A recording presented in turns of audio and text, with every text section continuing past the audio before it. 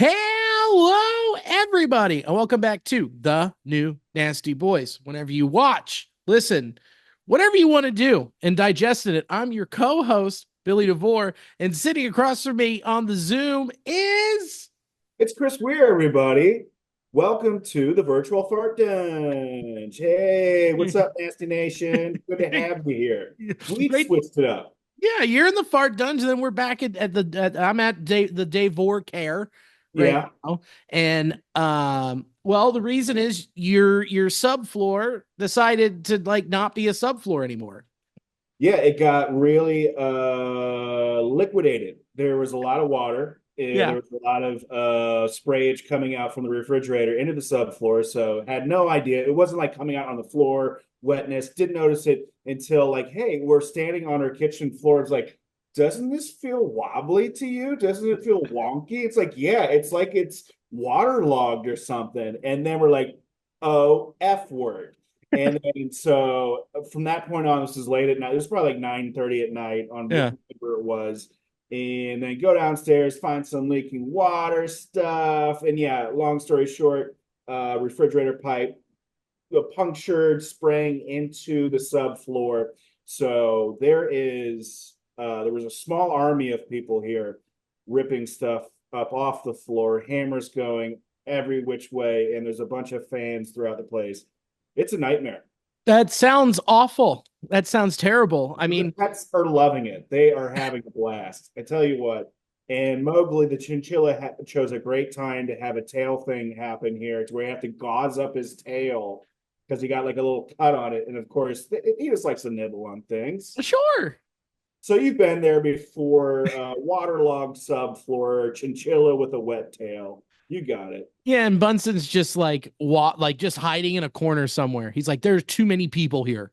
Oh, for sure. He's finding new spots to hide. It's been super fun trying to find the cat. That's so great. It's just your cat being a cat. It's just, man, that sucks. And then you just always want your subfloor to be a dom floor. Yeah, come on, man. At least be the dominant one, bro. You're Come literally on. holding it together. I mean, it's not like you're the basement floor. Come on. The top floor. Hey, basement floor is the ultimate subfloor, That's what it is. Yeah. Dude, so that sucks. I mean, Yeah. so that's why we are separate, but you know what? We make it work, baby. We the new Nasty Boys find a way. So that's why we're coming to you a day late, but not a dollar short. I'll tell you that. Yeah, it's free. It's free. It's definitely free. So well, we were Let's hear together. about your stuff because you had a lot more fun. You had your release I for did. your album. Congrats. That was Thank you. fun. I went to your and Alicia's place. It was a blast. Had fun watching it. Looked phenomenal. Sounded great. Jokes could use some work. No, I'm kidding. That was you crushed it, buddy. Uh, Thanks. Great job. It was super fun. I got to be there live for it too. And then we went to back to the place where it all started later that night to the Commonwealth. Watched a friend Max Fine Yep. and a friend of a friend Todd Barry that was Yep. there performing Yep. too. Yeah, and Todd Barry, he roasted me, which was apt. He was like, "Heard you put out a special today." And I was like, "I sure did." And he goes, "Wow, how many views do you have?" I was like, "It's only been out a couple hours, and I've got about, 50 some views and it'll start rolling." And I was like, "But at least I own the masters." He's like, "Yeah, I guess that's what's important." Such a Todd Barry thing. And I was like, "All right, dude, that's Sweet. awesome." Well, I walked right into it, but thanks to Third Rule Media, thanks to Commonwealth, Sanctuary, we're over 2,000 views, which is so cool. I'll take it, man. I mean, Going, man. that's great, and it's just going to keep on rolling. And thanks to everybody who watched, promoted. It was great. And then Saturday had a wedding out in the woods. This beautiful venue. But there was this guy there. He was probably 17, 16, 17, maybe 18, possibly 19, that weird window, you know. Mm-hmm. He was wearing a black jacket, Okay. black vest And you're all in the woods for this, correct? in the woods at this like new venue thing out Okay. there on the west side. And white shirt, golden black tie, black top hat, Hmm? Navy pants. What are you doing, bud? It was like a steampunk Proud Boy. What's going on there? Look, I get the go all in. If you're gonna do it. But don't have navy pants to break it all up, dude. A little class. You're trying to do a three-piece suit. You know a little bit. Yeah, Okay. it looks like he went and he's like, man, I got all of this top half 1876, bottom half quick job at Kohl's. I'm just going to phone in the bottom half, but I'm going to have shipped in a hat off of Timu that I got from Elder Ring, is what it looks like. Yeah, But I don't know. Navy pants, my dad left me. I don't know. Maybe I just found these. They were just on the street. And then I was like, they fit. It was just like, all right, hilarious. And then we zoomed out of there because we were in, said, watched the ceremony, said hello, got out, and then we went to the roast. I had a roast. I got roasted. And not by Todd Berry this time. Who Not was by it? No, it was a bunch of fellow local comics, all a bunch of dear friends and friends of the pod. Alex Schubert got me pretty good, but I smoked him. Come on. I'm hosting this pod and writing roast jokes for so many years and weeks in a row. And fuck you, we like the Bengals. It was kind of like a layup because I knew all of these people. Yeah, man. I heard one of them, and it made me laugh out loud, legitimately. When someone tells your joke second win and it gets a laugh, it sounded like it was a good time. I'm sorry I couldn't be there, but No, it was good. And then no, I totally get it. And then went to Matt and Laura's Halloween party. Alicia dressed up as the lady from Chimp Crazy, Tanya, the HBO Max doc where she's like this lady with big blonde hair and then she has like all these chimps illegally. yeah. Uh, Is it based off of like an old, like from the 1930s Hollywood thing, or is it just like no. someone raising chimps? So it's like raising chimps. Like this Okay. is straight up raising chimps. All right. And Off the grid type people. I dig it. yeah, raising not in Arizona. Okay. And she dressed up as Tanya. I dressed up as Tonka, her favorite chimp. Hmm. And so it was just, she's just going around. Tonka had a seizure and now he's dead. And then I just be behind her holding on to her. Just flopping in a corner, throwing feces. Oh, dude, the usual stuff I do at 1 a.m. on a Saturday night. Yeah, it doesn't matter, regardless of costume. You'd be doing that anyways. Yeah, come on, get given. So let it rip, and that was super fun. And Stinky then Kong. and then Sunday went to the Bengals game with friend of the pod, Pat Brennan. Hmm. Boy howdy, they're a mess. It's over. It fire everyone. Yeah, it's really bad. I mean, just it seems to be complacency with mediocrity with the Bengals and just Yeah, very questionable play calls and just having clear, visible static amongst players and seeing Joe Cool lose his cool a couple times. So yeah. yeah.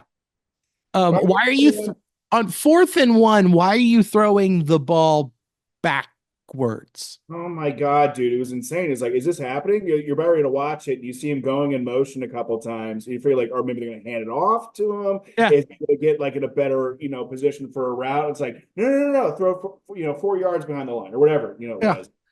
And then defensively, they're inept. I mean, as soon as they let Jesse Bates walk out of that door, it was over. And they've just missed on draft picks. I mean, it's just gonna keep being ugly until I don't even know what they can figure out defensively. They aren't going to do anything at the trade deadline because the Bengals trade deadline philosophy has always been our motto is we don't make other teams better. So which means they're not going to trade away draft capital to fix any problem that they have. So whatever, that season's toast. And then FC Cincinnati won last night or Monday evening against NYC. I've seen a lot of people, including myself, thought, man, they've played so poorly down the stretch that they weren't going to get it together. Defensively, they looked amazing and stout.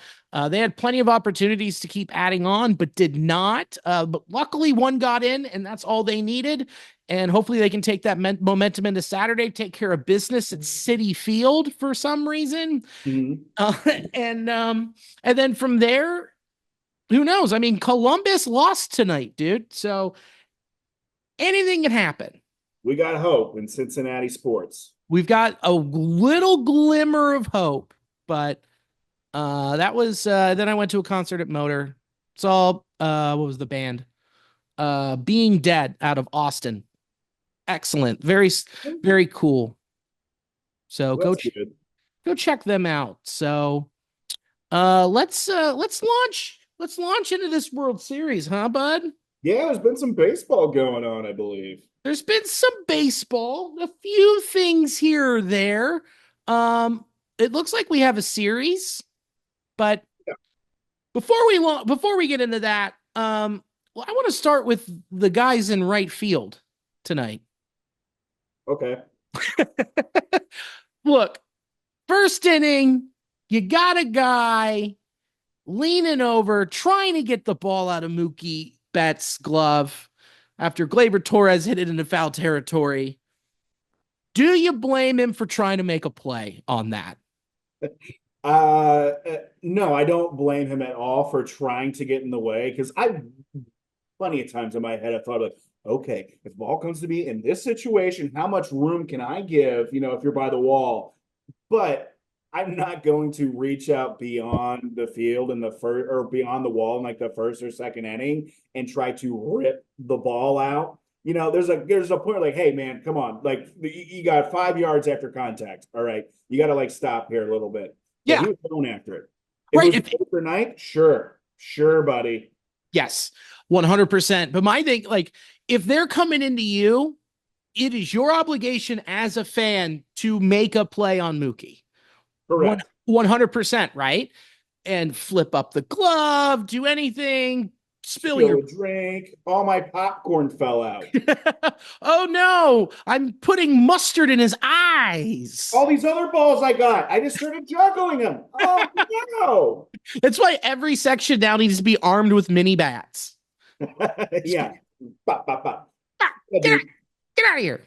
But Totally fair play if they're coming into you to make a move towards the ball, but that went beyond making a play at the ball. oh, 100%. I don't understand why that king of gabagool just stuck his meaty paw in there. Yeah, he could have gone there. He probably said sticky mitts, get in there, rip it out of that leather. Oh Yeah. man, that was a face too he was making. That is a face of somebody's probably to get kicked out of a ballpark. That is someone who showed up bottom of the eighth drunk. Yeah, that was not a sober decision. Just the twisted face and then grab it and pull it in, the mouth shifted the other way. Dude, that guy is going to be the talk of the job site tomorrow. Oh my God, someone's gonna have to remind him of what happened. Yeah, he's going to wake up in the drunk tank because he got asked to leave, obviously. Yeah, you can't have him stay there. I'm not sure if he gets arrested or whatever, but I'm pretty sure alcohol was going to be a heavy part of his night. They won. They won. He did it in the first. He could have watched the Yankees, his team, win a game in the World Series, and he got asked to leave before the second inning. Instead, he's got greasy pizza fingers slipping all over that Rawlings baseball, dude. I mean, that sucks. And this is the most expensive World Series of all time. Oh yeah, dude. And do you think Mookie Betts' glove smells like gabagool now? Oh, dude, it stinks like a salty meat. Nice, man. I'm in. Good too. Dude, I honestly wish that all of my stuff could be flavored like that. Cured leather mitts. That's what we're going for. Salted gloves. Dude, Hanging up like dead lambs in the shop. it's like Take that them down. it's like that scene in Goodfellas where they got the guy hanging in the truck with the other meats. Instead, Yeah. it's just the gabagool scent. Dude, um would you buy a candle or just maybe like an air wick that was gabagool scented to make your entire house reek of prosciutto? I would, and I would do it for like a couple of reasons. The first thing that comes to mind is if I'm cooking and I don't have confidence in what I'm cooking. So if I can mask Yeah. the sense of my failure with a nice gabagool, yeah, I would for sure. I love it. Yeah, that's a good pool. I would use it to for match your bath soap, oh, correct? of course. Yeah, yeah, yeah, to match my garlic soap. Yeah, Yeah. absolutely. I would just use it for, intimate moments, mostly lovemaking. Because, nothing gets me going into that finish line like knowing there's a good salty snack at the end of it. Sweaty meats, baby. Sweaty meats. Do you have meat sweats? No, I'm just really trying tonight. No, the candle, meat sweats. That's our $1 million idea right there is different meat flavored candles Yeah. And there's for a cold cut combo that's just like different layers of all the candles. oh, the hot cut combo because it's melting. There, yeah, there we go. And every candle comes with a pickle, regardless if you say yes or no. We make sure you ask. Yeah, Pickle or no pickle, you always get a pickle. Doesn't matter. For my doesn't matter. There's yeah. 9 Chirons at the bottom of this candle that you can dig out. It's pretty Love it. great. Oh man. Okay. All right. We did a pretty good job on that one. Kept it going. I think we're gonna skip the commercial for next week and save it just because of time constraints. If you guys didn't see it, we'll talk about it next week. So, lay in some seeds for the next week pod. Mhm. So, moving on through that, we'll do our quick little recap here of the series. Dodgers took games 1 and 2 at home. Game 1 literally came down to one swing of the bat. Super cool moment. Awesome for the Dodgers. Awesome for Freddie Freeman. Awesome for baseball fans. Such a It, great. incredible. That's because we wanted when that happened. I'm like, this series is gonna live up to the hype. Mm, Here we go. And then game 2, Rodon's gonna come in. They're gonna keep the bats in check. This is gonna be a heavyweight fight back and forth. We were totally right. That's not what happened at all. no, it was night and day between game one and game two, and then game three. So pretty big drop off. Fortunately, game four, competitive fun. Yankees got the bats going. So hopefully we'll have more of a competitive series. But yeah, that game one was amazing. That Even was like leading up to was they had like Nestor Cortez come in, hadn't thrown in a month or something like that, a while, mhm. and throwing to Otani in a huge situation. One pitch, boom, got him out. Next pitch, Freddie Freeman, build the statue. Build it, dude. And especially after games 2 and 3, Freddie Freeman is on an historic tear. He's now homered in 6 straight World Series games. And you can say that he's doing it on one leg. For real, he's hobbling around, and for a guy that is hitting home runs and having one of your bottom extremities be not at 100%, very bad, and still being able to get enough power, Yeah. that's super, super impressive. That shows you how locked in his swing is. And the commitment too. He's getting the stadium. It was like at 10 in the morning, so you can do treatment, and then you talk to him after the games. Like, I gotta go home, put the kids down, kiss the wife, say my prayers, get up, farm, pick up all the eggs from the chickens. It sounds like he's just a dude that's just the baseball guy. He's a man. He's got responsibilities, and Yeah. part of it is whooping ass in the field. Yeah, and he's like, "Yeah, I got to go home, put my leg in the mop bucket. It's just ice at this point." Just and then doing 5 hours of treatment, and supposedly he's got such a deep bone bruise because those bones are just knocking around, hitting each other. Oh That man, he's just powering through. He's got to be on so much Toradol, it would put all of us to sleep. what's Toradol? Toradol, it's like I think if I remember correctly, it's like this injection. Basically, they give you a really long needle, and then they put it right into the bone, and then they just hit you. It's like a Mm. Toradol is like a hardcore cortisone. Okay, that's nice. Ugh. Yeah, and so he's getting that plus after the stretch, do Pilates, do like every type of way he can stretch out his those ligaments and just get They make him like cut the grass too. It's insane. yeah, Freddie, someone's got to do the edging. yeah. Which best? Hey guys, no, Freddie, yeah. No, you said that if we made the World Series, you would walk decoy every day. I did it last week.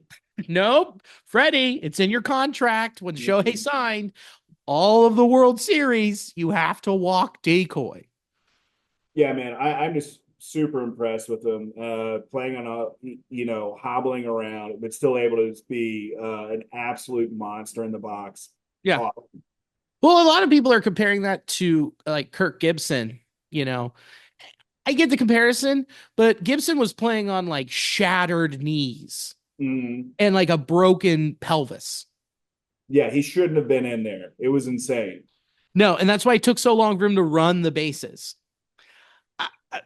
It's a, I get it. It's the obvious comparison, but I don't think it's fair. What Freddie's doing is amazing. But Kirk Gibson was like a third of a human when that happened. Yeah, like when he was doing that pump fake thing, like no, he was actually trying to kickstart his heart and his spleen was giving out.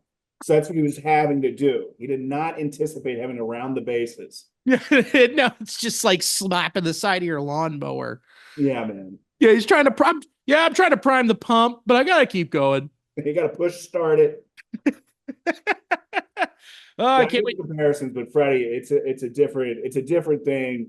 Very impressive. Kirk Gibson's thing also very impressive. Just kind of like different, separate things. But yeah, hard to not look at the similarities. Oh yeah, and what really is a bummer is Garrett Cole pitched really well in that first game.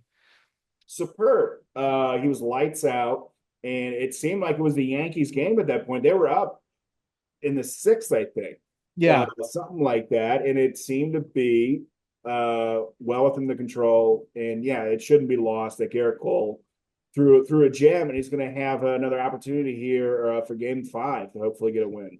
yeah, I'm really glad he's getting it because game one, 6 innings pitched, 4 hits, 1 earned run, no walks, 4 Ks. And this is a kid, this is a guy who, as a kid, grew up a Yankees fan. I mean, there's the iconic photo from 2001, Yankee fan today, tomorrow, forever, and then had it at his presser when he signed. And then you go out there and you pitch that well, and then they lose the game.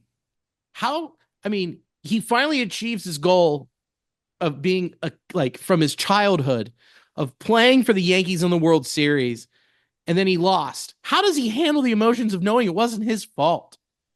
Sour taste, hopefully he'll probably look at the bigger picture and thought like, well, I'm a Yankee and I got to the World Series, and guarantee you he's thinking about all those things you just said right now, Yeah. and he's preparing to do something with that ammunition for Game 5. So I'm really excited to see how he responds to what happened with Game 1 and try to turn in an even better, more impressive outing and get the W. Yeah. Game five, he's like, don't even think about coming towards the mound. I'm going nine. I'm taking care of all of this. And if Mm-hmm. I see Nestor Cortez warming up, I'm going to run to the bullpen and take his glove from him. And his mustache. Here. Yo, you're out of the club, buddy. And then I'm going to give that glove to the Gabagool man. You need it, buddy. We gotta like throw it over into the parking lot because he's got to hang out just for the tailgates now. Yeah. Yeah. He's definitely at Billy's pub for the rest of the series. He And got DFA'd to Billy's Pub. that's it. You have to DFA. And then it's like, security, can you go take this across the street to Billy's pub, please? Like, You okay. gotta know, like, there's a lot of people really like patting him on the back. There's still a Oh, lot of Yankees fans like, dude, oh, yeah, it's awesome. We've done the same thing, done the same thing. yeah. Did you see what Louis did? He's a legend. You did it, man. He did it. My guy, he got on TV. He touched Mookie Betts' glove. That's more of a credit than Kill Tony right now. Ah, yeah, buddy. Fun little jab. Yeah, what a funny guy. What a guy, what a guy. And then Yeah. the next 2 games, the Dodgers took the lead in the first, and then they never let it go. And especially on Saturday, Yamamoto hurled a gem. 6 1/3, 1 hit, 1 home run, 2 walks, 4 Ks. He literally only made 3 mistakes. Mm-hmm. That's insanity. kept them off balance the entire time, and that's huge. You saw how it took until game 4 for the Yankees to finally get comfortable hitting. Dude, insanity. Just that this kid, Jesus Christ. This guy's 26. He's got 12 years left on his deal after this, I think, right? He's got 11 years on his deal after this. I mean, if this is how he starts his postseason career, how about that? Yeah, man, awesome for the Dodgers. This guy's the real deal. So that was. Is he gonna be pitching? No, he's not gonna be throwing game 5. No. He'd be throwing game 6. Yeah, So great game 6. that's an awesome game 6. I mean, I hope we get there, but we'll get to that in a second. True, true. And game 3 looked a lot closer than it actually was. It took until 2 outs in the bottom of the ninth for Mm-hmm. Verdugo to smack one over the fence. Um, I mean, the one thing I do not understand from that game was sending the slowest player on your team from second to home to try and jump spark anything. Yeah, when I watched that, I was initially like, "There's no way they're sending him." But I'm thinking from the third, base coach's perspective, hey, we are getting so few hits. Runs are going to be at a premium for at least this game, and so I felt that it was the reason why he sent him. It's like he doesn't have faith in the offense at that point. So just hoping that the Dodgers make the air, like force the issue on them, Yeah. and it got out. No, Teoscar's like, I have 10 minutes to throw this. He's like, "Are you really running right now?" Okay. Yeah, all right. I'll throw it in 94 miles an hour. Yeah, it was a nice throw and snag there. But yeah, out by a mile. And one of the ugliest slides I've ever seen. Yeah, man, he was really trucking it around the base patch. Like, oh my god. Yeah, and then when he went to slide, his leg went down. He was like, I haven't done this in so long. How do I do this? I'm playing baseball. Baseball. Yeah, so I thought it was a lack of faith in their offense. So Yeah, that's why I thought they sent him. I agree with you. And then tonight they turned it around. Luis Eo pitched well. Volpe, it was the Volpe game. Mhm. Granny, double, scored 2 runs. Austin Wells with the solo. Verdugo with 2 grounders.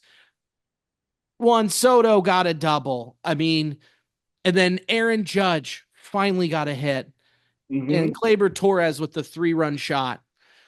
That was exactly what the Yankees needed to build confidence for the rest of this series. Yeah, you're checking your boxes there and seeing what you need to have happen. And Soto wasn't really a big factor in this thing, that he was like the only thing, him and John Carlos before. And now you got all these other guys that you needed to have step up, do that.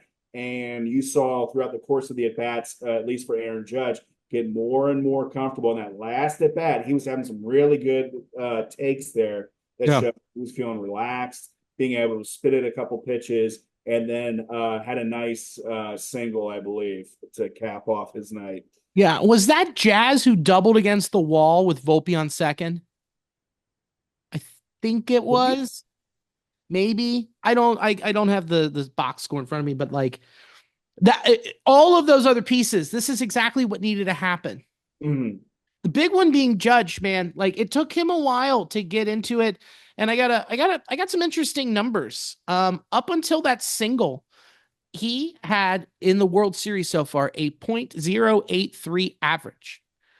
Before tonight, postseason, 196, 42 hits, 15 homers, 31 RBIs, 35 runs in 56 games. If he doesn't step up the rest of the series, is he the hitting version of Clayton Kershaw? Well, that is a good point. In what is that, 56 games? I mean, that's a third of a season there. So that's not a sneezing at situation there. That's not a cup of tea No. for a small sample size. He's going to have to deliver in the next game here because otherwise people are going to remember this. So he's going to have to do something because you can't just be a team that plays well in the regular season and doesn't deliver in the post, especially if you're the captain of that team. 100%. You're the captain of the largest, of the most notable franchise in professional baseball and professional sports. Iconic. And you can't do that. So, one thing that I noticed that he adjusted on through the rest of this game, he stopped chasing that low slider and that low outside slider. Yes. Now that he stopped doing that and looking like 2020 Nick Castellanos, I think this is going to make a huge difference where he's going to either make people make a mistake pitch, or he's going to keep taking walks, which either way are productive. Yeah, I think so. And also, when he's taking walks, it kind of shrinks the amount of opportunities and pitches like pitchers can feel confident throwing at him as well. Because it was so easy getting him out, on a slider or a cutter away. You feel super confident even doing stuff like throwing a fastball up and in if he's, doesn't feel comfortable in the box. So, yeah, Yeah. take the walks, and that will also help you get the hits. Yep. Oh, and speaking pitching inside, all of Freddie Freeman's homers are from pitches inside, Mm-hmm. which he's just tunneled up his pitch, and people keep making that mistake.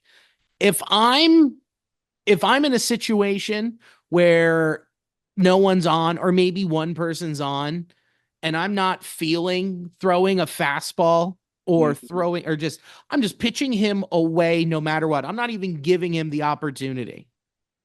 Yeah, I might make one pitch in initially, but a pitch way in and up to pull his hands back. And after that, I'm going away. I'm not giving him the Yeah. opportunity. He's way too hot. I'm not even going to throw high and inside because I could run the risk of it coming over to that sweet just third of the zone and he'll crush it.